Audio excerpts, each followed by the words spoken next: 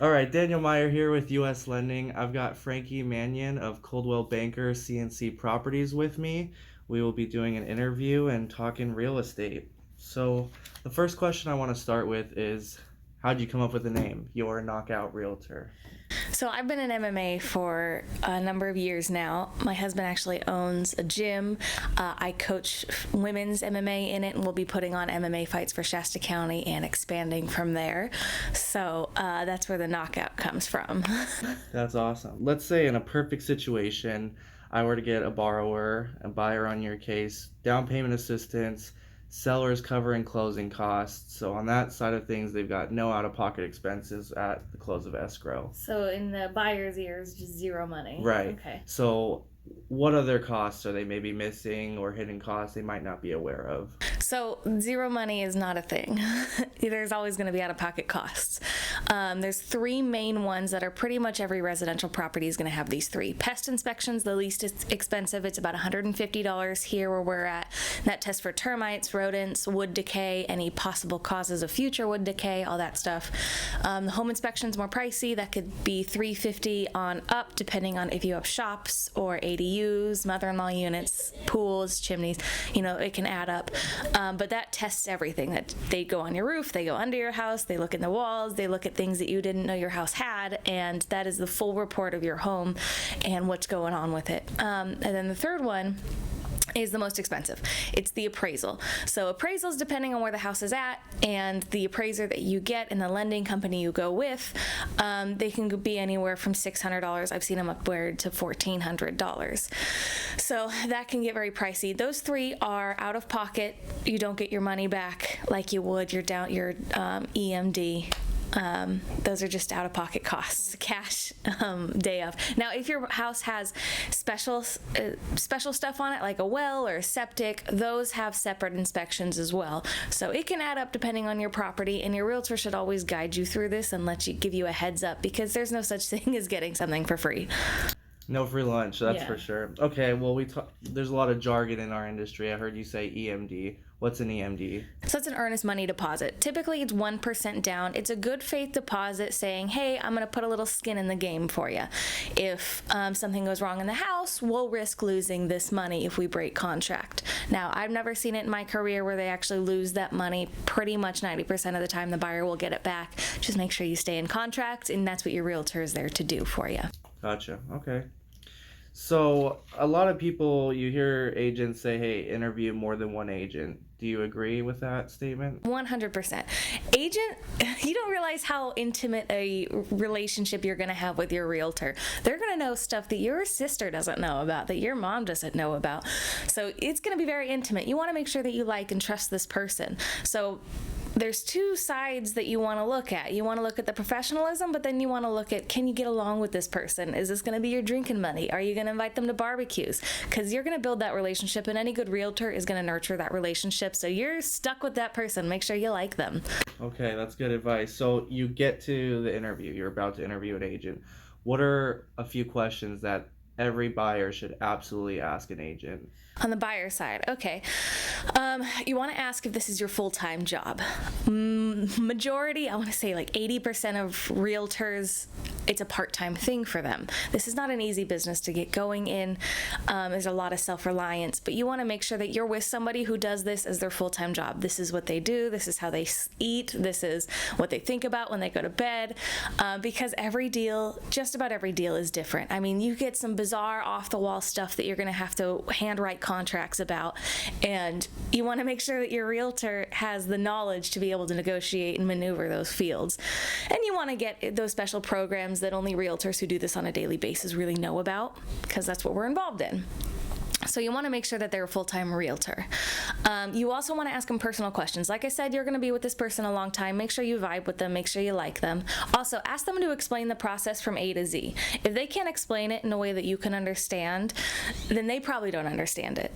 And ask them to elaborate. Every question, you can ask them to elaborate. Pick one thing out. Ask them to go deeper on it. Make sure that they just understand the field that they're going to be guiding you in. Get as picky as you need to be. Okay. And what would you say, someone short on time, they want to buy pretty soon, what would you say is the minimum number of agents they should interview? Until you find yours. I mean, I have clients where I was the only one they interviewed. We clicked like that. They trusted me, and we shoot to the moon, and it works for them. But then I have other clients who realtor surf. They go from listing agent to listing agent, not really clinging to a buyer's agent. Just go till you find yours, until you feel that you're comfortable with this person and that they can knowledgeably guide you through this process. This is the biggest purchase most people are going to make. Be picky about your person. Okay. So I'm sure you're hearing this. I'm hearing a ton of negativity in the mainstream media. A lot of buyers are discouraged. What would be something that you would tell these people to help them push through these tough times and achieve their home ownership and financial goals? So the purpose of the media is to get views, and to get views, you need reactions. They're going to tell you whatever they want to get a reaction out of you. Ask a professional in that field. Now, that being said, you can ask two professionals in the field, and they will have a completely different outlook than you. So here's my advice to that. Never buy because someone's screaming at you, buy the dip, or sell high, or this is a great time to sell your home, sell it now. Don't buy because someone is pushing you into it. Buy because it's the house you want. It's the time for you to buy the house. You can afford the payments and you really love this house. Buy then, because let's say you bought at the top of the market in '08 but you love your house. You're not going to feel so bad about it when the market dips because you love your house. You're living there. You know you're going to gain that equity back eventually. But if you bought a house just because someone's screaming at you to, because now or never, and it dips, you're going to be biting your nails off, looking at your social media every day, checking your home equity every day, and it's not going to be any fun. Just buy because it's your home and it's the time for you to buy. Yeah, I tell people all the time, marry the house, date the mortgage, divorce the rate. Yep. If the rates dip in the future, a lot of people think heading into spring we're going to see rates dip down, and so they're sitting here on the fence or waiting, and they're missing out on appreciation. And there's always the chance to refinance in the future. Yeah, and there's a strategy in that too, because when rates go high, typically home prices go stagnant because buyers are scared because the rate is high. Right now it's high compared to the last couple of years, but it's back to normal is what it is. And people are scared. So you can get these homes for $10,000, $20,000 lower than their asking price, and then refinance in a couple of years when those rates dip back down if you think that's going to happen again. And if they don't, hey, you locked your rate in when it's low. So Okay. My last question I have for you is, what is the first thing that you tell people when they want to get started? I'm brand new, I'm thinking about buying a home. Really haven't done much at all other than I'm now interested. Well, I ask them, have you talked to a lender at all?